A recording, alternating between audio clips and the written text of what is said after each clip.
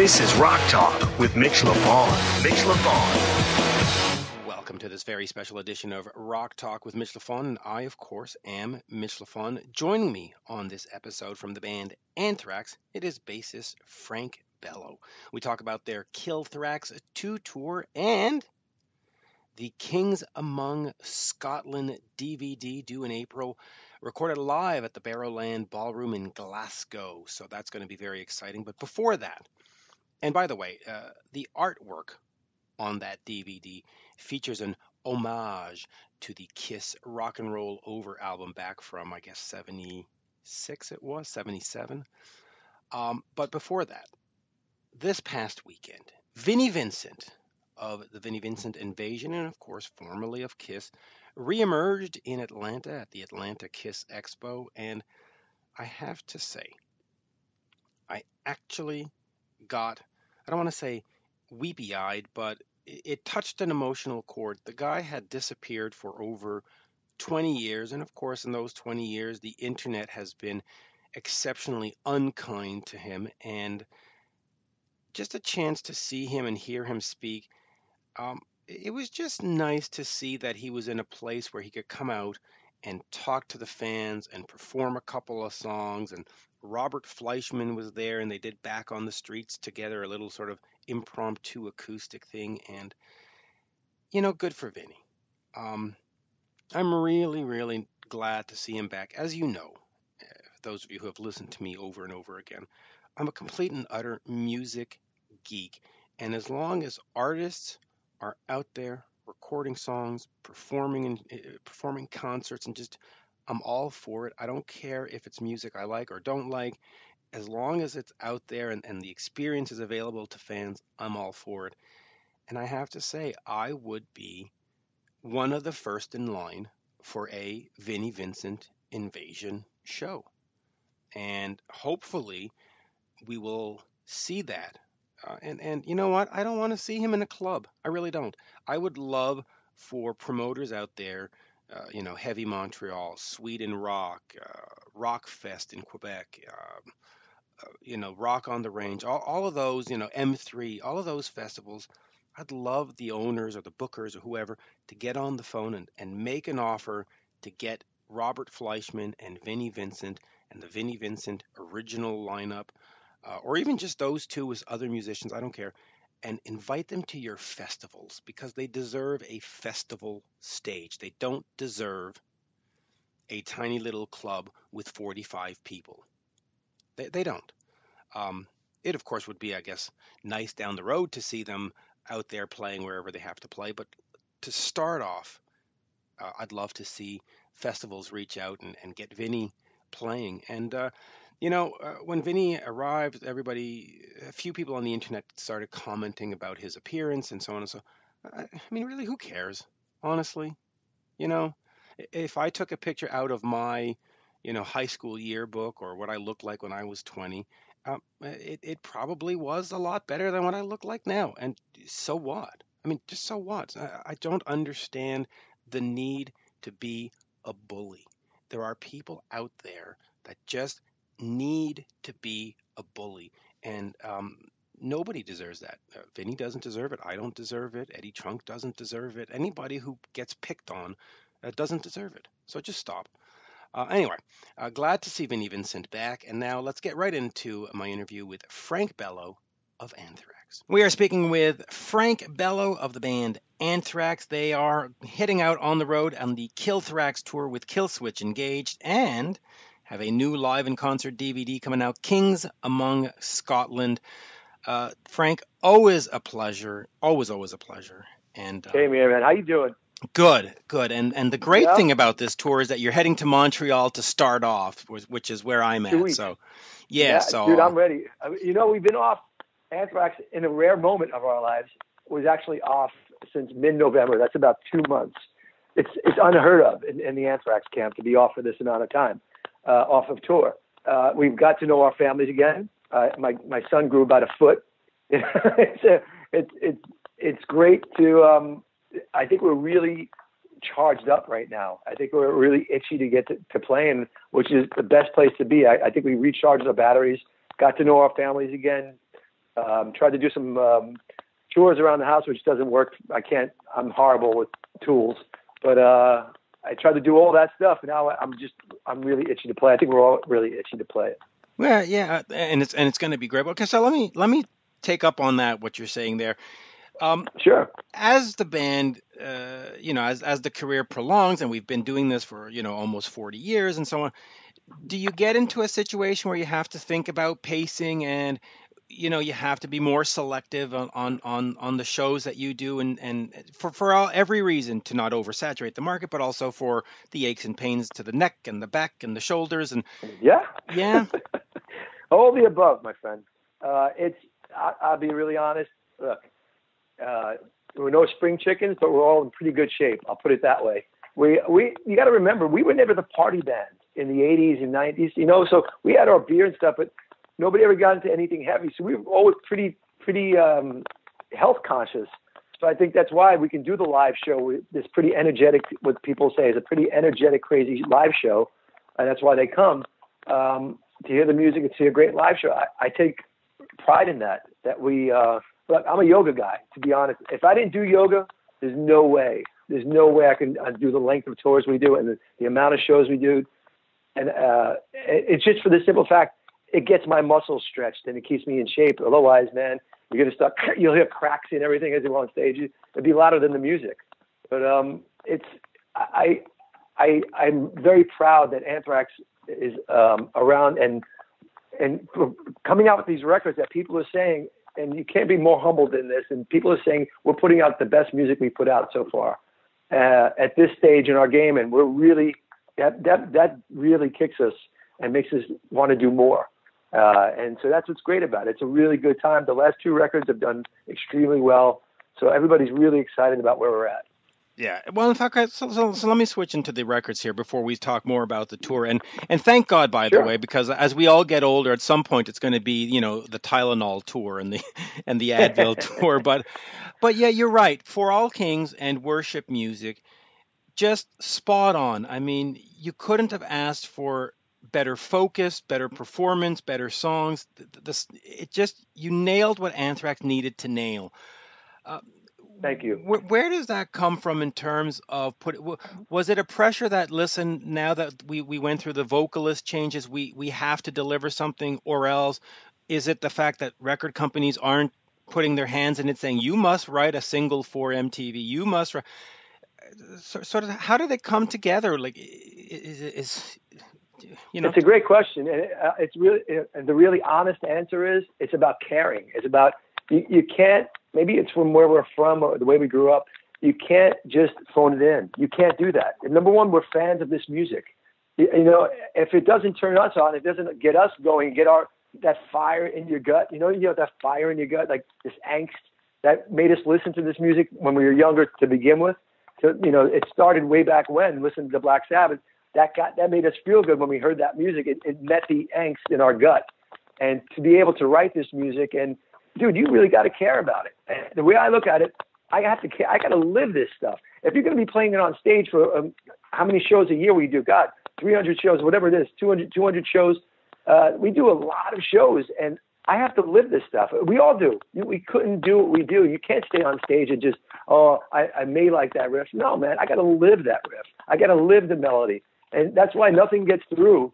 I mean, when we write a record, believe me, there's a lot of tension and energy. I'll put it, that's probably the better word, energy. When we write them, when Charlie Scott and myself get together for writing a record, there's a lot of energy there, man, because it has to satisfy us to get that really gut, it's got to fit the gut, man. It's got to fit that gut feeling.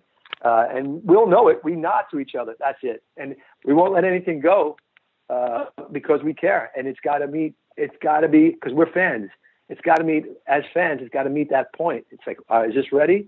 And dude, we go through it and we have to live those songs and we won't let it out until it's right. And I'm proud of that we do that. I'm proud of that we care enough to make sure, and believe me, when we write, it's not easy because we argue over some things and everybody's not always happy, but sometimes you got to do it for the good of the song. And that's the truth. So that's at the end of the day, That's what it's about. It's all about the song. It's about the heavy riff, and Anthrax has always about heavy riffs and great melodies. That's what it's about. And I think we're in a really good place right now doing that. Has your songwriting matured over the years, or do you sort of still look for the same elements of, like you just said, I need a heavy riff, I need this kind of how have you sort of matured, or has the band matured in terms of songwriting? I think it's individually and as a band. I think we all bring something to the band. I happen to write a lot of the melodies for the music with Anthrax. Charlie comes up with a lot of great riffs. Scott comes up with riffs. I come up with riffs. But it just works that way. And then when we put Joey's voice on top, having Joey as the vocalist, who's in my eyes one of the best vocalists in metal, period, straight out. Not because he's my singer, not because he's my friend, but the dude just, his voice, I stand next to him every night playing with him. The dude it's like the record. It's like the record. The guy just has a beautiful voice, and I feel really psyched when he sings. And we've been very lucky that way. So it's really, when you have Joey's voice, you know you can write to. You know you could hit different levels of vocals and different and just different kinds of melodies you can do. And it really lends itself to that Anthrax sound, which is what we are, really. Yeah, and having him back, he also vocally has just been on point the last two albums. He really has stepped back into the band, or I mean, not just into, but when he stepped back, he came in with a mission, I think, and it shows. The vocals are just fabulous. Joey cares. Thank you for saying that. I take pride in that because I believe Joey is one of the best out there. And I have to say this, Jay Rustin, our producer, we have to give a nod to him because he's definitely the fifth Beatle in this band, or the sixth Beatle, because he's very involved in helping everything along from the music, everything along. He's really like our fifth Beatle or sixth Beatle. He's awesome. He's our excellent. Now, before I get to the DVD, I just want to hit you with two things. 1988, you released State of Euphoria, which, believe it or not, and I don't mean to make you sound old, but it's 30 years. 30 years. Was that born then? I don't know. That must have been the other guy. Yeah, Frank Bello Jr. or whatever, Senior. But yeah. But talk to me about that. First of all, sitting in a position now where you can sit back and go, wow, an album I made is having a 30th anniversary. But also just talk to me about that time, that album, sort of what do you remember? What did it mean for the band? Because obviously it plotted the next step and it put things in motion. 30 years of State of Euphoria. It's a crazy thing to look back now, because I look at, the one thing with State of Euphoria, that was the time of Anthrax. I mean, literally, if we had 2 weeks off within 6 months, that was a lot. I mean, we were on the road nonstop. Those are the big stages, all that stuff, crazy tours, jumping from tour to tour to tour. Everybody wanted us to open for them, and then we did our headline tours. It was a great time. But on the other side, we came from the last Among the Living tour, and I think, although I love most of the songs in that record, and I'm not knocking it all, I wish we had a little more time to digest the songs on the record, some of the songs. There's a couple that I would like to I know what we do. And because we were so pressed for the next tour and for the next release, it was that time in our lives that we couldn't take a break. It just happens with a lot of the bands. It's that time that I wish, in retrospect, although I think it's a great record, but I just wish we had more time to just digest. Like now we write songs and we live with them, and you can pick and choose, you can dissect stuff. We didn't have enough time there. But although 30 years, the great thing, people still love that record, and that's really what it's about. You're asking me personally? Yeah. I wish we just had a little more time to digest some of the songs, not all of them, just 2 or 3 songs in that record, because I believe making a full record, it's great to make a full record of great songs. Every song should count. Yeah. You see, and that's where I think worship music and For All Kings succeeds, because you don't have those pressures, and and even if you do go on a tour, you can say, you know what, we'll go on the tour, and then 6 months later we'll come back and we'll finish For All the Kings, and you can get it the way, and that's why I think you're firing on all cylinders. And of course, for those that forget, on that State of Euphoria tours, I mean, Iron Maiden, Ozzy Osbourne, you opened for Metallica. I mean, just how was that for you? I mean, as sort of this new kid to the business back then, because I mean, you were still reasonably fresh to the business back then. Sure. Standing on stage knowing that Ozzy Osbourne was going to follow you, standing on stage knowing that, you know, Metallica was going to follow you, standing on stage. Well, wow, right?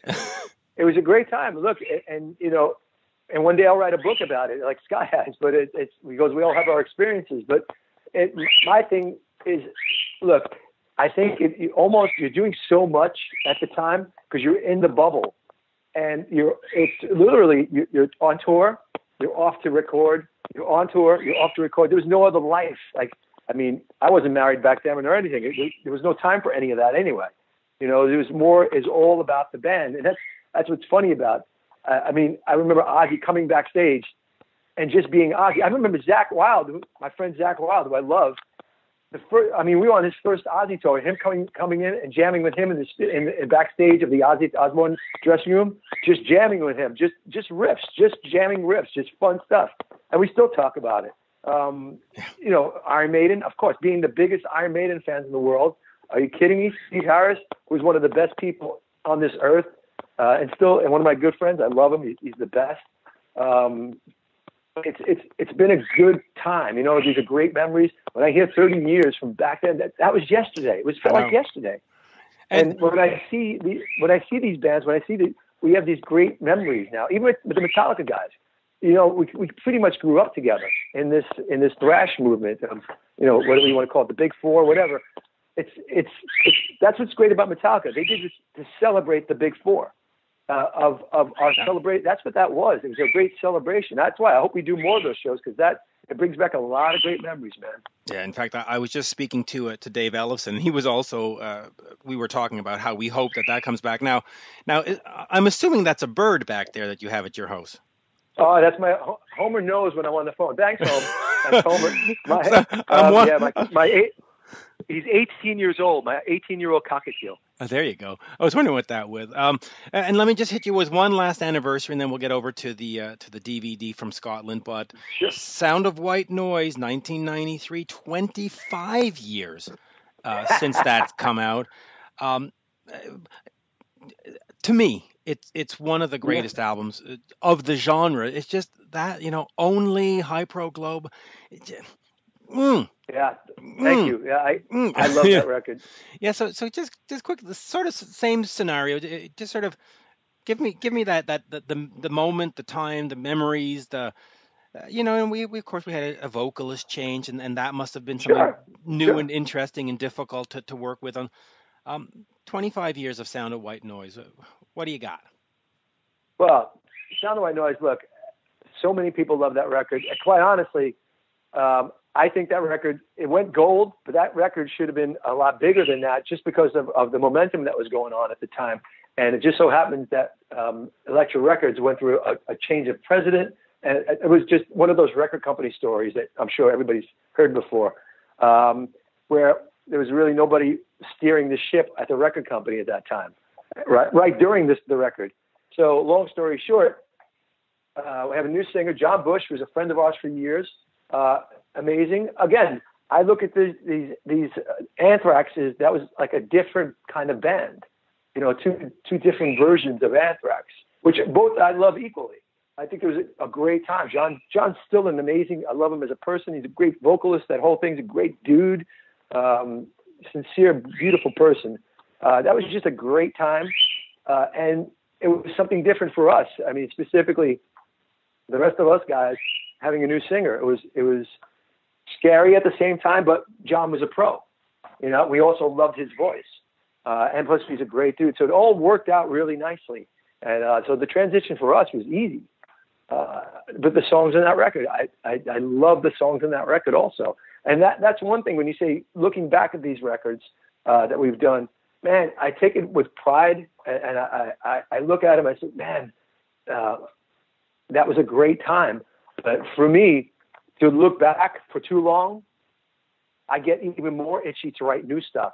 Maybe that's the songwriter thing going. I don't know, whatever that is. But it makes me hungry to write new stuff because I know what we're with Anthrax is able to do. You know what I mean? So the bullets are in the chamber. So for me, I know how hungry, I swear to God, Anthrax is more hungry now as a band than I think we've ever been, because we smell it. We taste the blood. You know what I mean? There's blood in the water. We taste it. I see Anthrax these days as being a band that is very, very determined and oh yeah. And anyway, just let me move away from Sound and White Noise, but Only in Room for What More, just absolutely fabulous. For All Kings came out in 2016. We're now 2018. Your second anniversary of that album. Where does that leave us in terms of new music? Because you have that itch. You're talking about on Sound and White Noise that it gives you the itch to be more creative. Do we see an album in 2018 or do we see an album in 2019 or? Okay. You know, here's that great thing that you brought up before. There's no pressure to do anything, but we will. You know, the great thing about it is we know we will. It's not going to be long. It's not going to be a long time, but we have to do touring. And you know what? Individually, we all I have a guitar right, as I speak to you right now, is my little amp and my guitar right here. I have my recorder, and it's nonstop playing. My wife's at work, right? I have my kids at school. This is what I do. This is my job. I just love just writing stuff. So you have a bunch of stuff on the recorder, and then eventually we'll start jamming different pieces of each other's parts, and listening and sending MP3s back and forth. And what do you think of this? Just sending riffs back and forth via email, and then Charlie Scott and I will get together eventually and start piecing pieces together of songs, and then we'll start. That's how it works, and it just builds into songs. And then we'll get a bunch of group of music together, and then we'll start putting melodies on top, and then lyrics, and that's how we do it. Are there any rules in making a new song for you in sense that you say we have to sound like this, or is it we'll do anything and it can sound like Rock and Roll All Night by Kiss as much as it can sound like Creeping Death? I mean, does it matter, or do you it's just got to be good. You know it. Right. At this point, like even you would know what Anthrax is. You know what I mean? And it's got to be. You want to go outside the box, but you still want it to sound like us. And I think just us playing it will sound like us.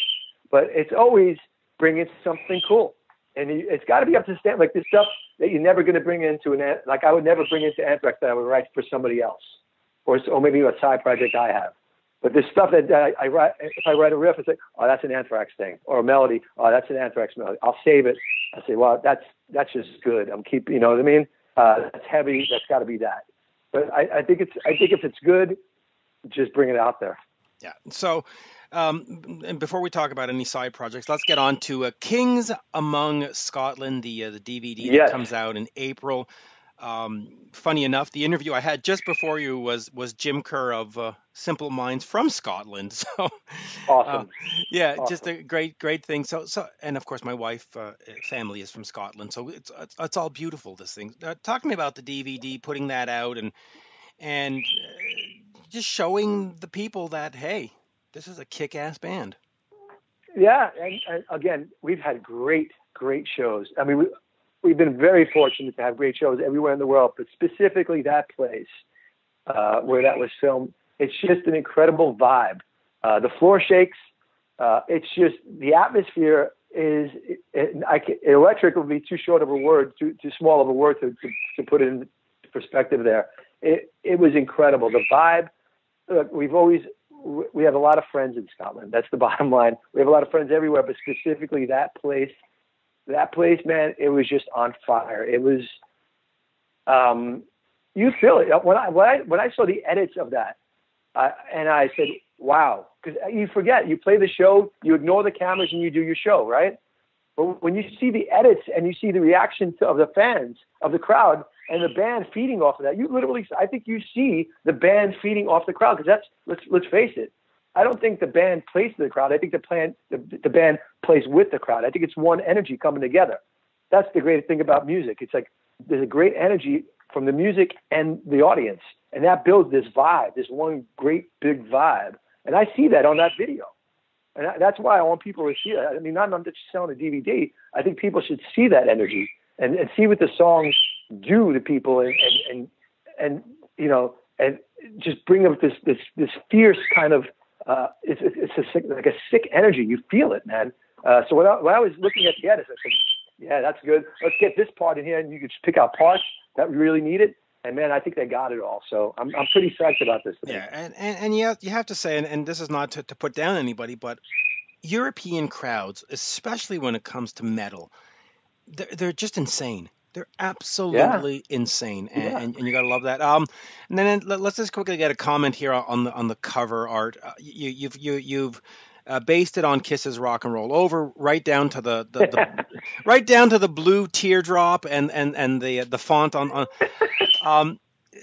Just talk to me about that, and obviously, is that sort of the Charlie Benante Kiss thing coming through, or everybody's Kiss? We're all, as you know, we're all diehard Lunatic fans, and it's got Gene's blessing, which is awesome. We showed him beforehand, so it's got which is awesome. Right. So, I saw fans online going, "Oh my God, Gene's gonna get." It's like, no, they're not that stupid. They know how this works. Of course, they got approval first, right? Dude, so, if there's anybody who knows how diehard Kiss fans we are, I mean, we've worked with.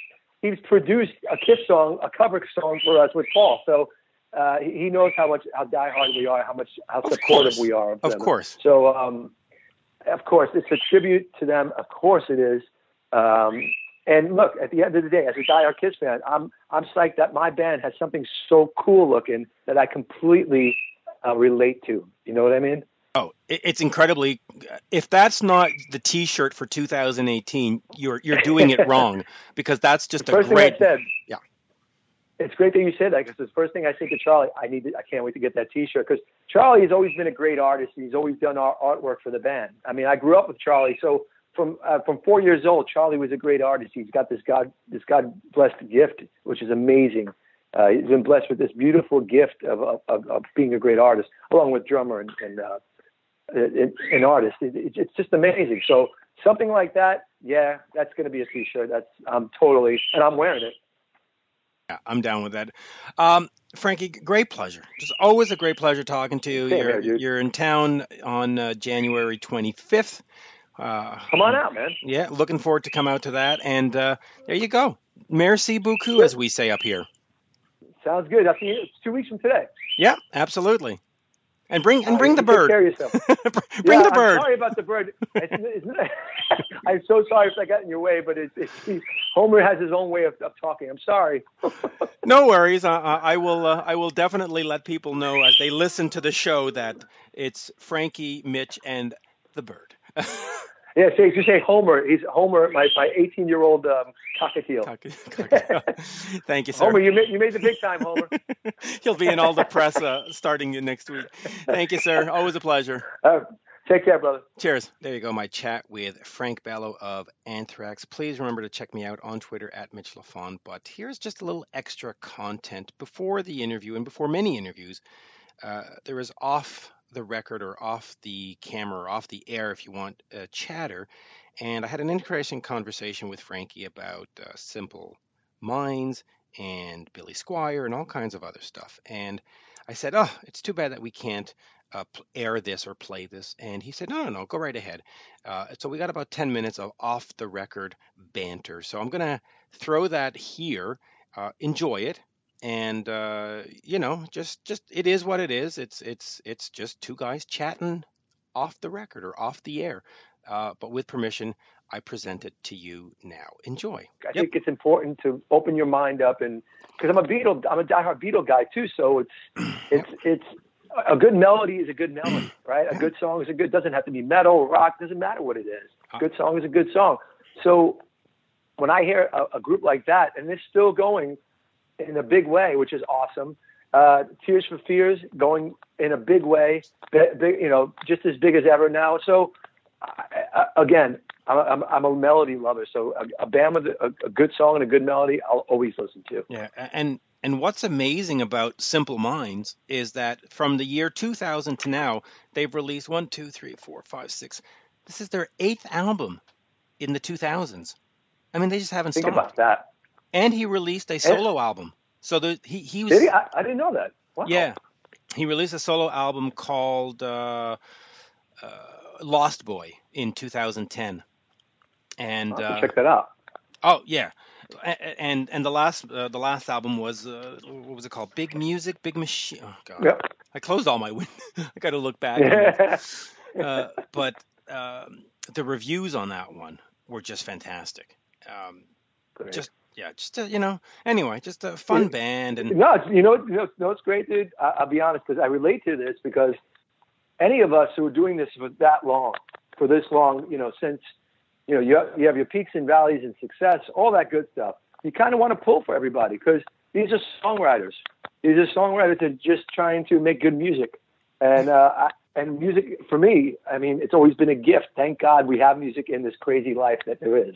So it gets me out of my day-to-day life music. It gets me in a good mood. So I'm very thankful for it. So and I think it's also important. As an artist like yourself, I think listening to other stuff than not just Motorhead and Overkill and Metallica, but listening, it brings something to your composition work and your songs and something to your but Big Music, by the way, from 2014. If you have a few minutes this afternoon, head over to Spotify or YouTube or whatever.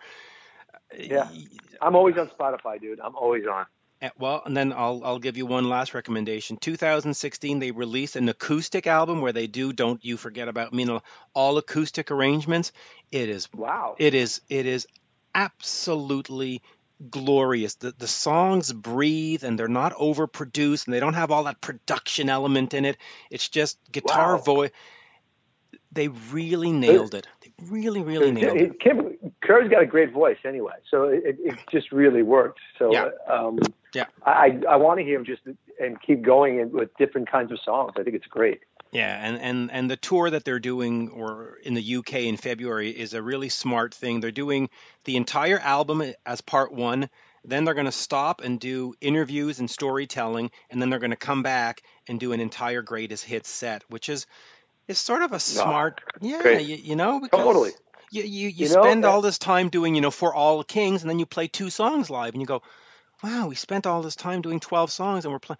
So it's a good way to get it all out and still say to the fans, listen, here, you're still going to hear the hits. Just be patient, So, exactly. Anyway. And it's funny we're on this conversation, and just to bring it back for a second, the other day I went to see Billy Squier. Yes. So Billy Squier, who I think is a great songwriter, I think he writes great hooks. He's always written great hooks. So my friend called me up. Hey, I'm going to see Billy Squier at the City Winery. So I said, "Fuck, I'm there, right?" Yeah. And I didn't know this. I didn't know who he was playing with. It's just him. And do you know G.E. Smith? Yeah, from Saturday Night Live. Yeah, from Hall & Oates, Saturday Night Live. Oh yeah, those of course, two, Hall & Oates. Yeah. They just. I'm telling you, dude, it was bliss. It was just they were playing old blues songs. They did such a great mixture of blues songs. They broke down Billy songs. I mean, it just 2 guitars, just 2 guitar players, no drums, no bass, just 2 guitar players and singing. It was incredible. I loved it. I told Billy after the show. I met him after the show. He's such a nice guy, such a humble dude. He says, I don't know if I wanted to. He wasn't sure if he wanted to do this whole thing. It's his 3rd show. He said, I said, dude, it didn't look like your 3rd show. It was awesome. I really enjoyed it. And you wouldn't see that. You wouldn't think coming from Frank, the metal guy, right? But I would, because I've met you many times before, and I know that you're more than just. I mean, you've done the acting. I mean, you're not this one-dimensional guy. That I know. Thank you for saying that. Yeah, music, man, it's the best gift we have. So it's all about that. Yeah. Now, unfortunately, I mean, I have the recorder going, but I'm not going to use this because I was off the record. But that was some great content. Well, you can. I mean, nothing we said was bad, so you could use it if you want to. So it's all good. Okay, yeah. I'll see if I'll edit it in somehow, maybe, because I was, talking music. That's what we're all, here. My interviews today are Simple Minds, you, and then Anvil, and then tomorrow Anvil Lips. What are you doing, Rob or Lips? What are you doing? Lips. Yeah, please tell him I say hello. My God, I've seen him forever. Yeah, so we got that, and then tomorrow I'm at a movie premiere with Larry Gowan of Styx, which is kind of awesome. Exciting. Wow, so you get it all. That's cool. I like that. Yeah, and yeah. All right, so let me queue up the official interview, and I'll Sure. I'll see if I can squeeze this stuff in. So I was told to keep it, well, not keep it, but focus on KILLTHRAX, focus on the Kings Among Scotland. Oh, well, there you go. Sure. We can talk about Do your thing, man. We can talk about Jim Kerr there. All right, here we go. On 3, 2, 1. Oh, wait, lost my voice. Hold on. I'm going to put the cough button on. Okay. On 3, 2, 1. We are speaking with Frank Bello of the band Anthrax. This is Rock Talk with Mitch Lafon. Mitch Lafon.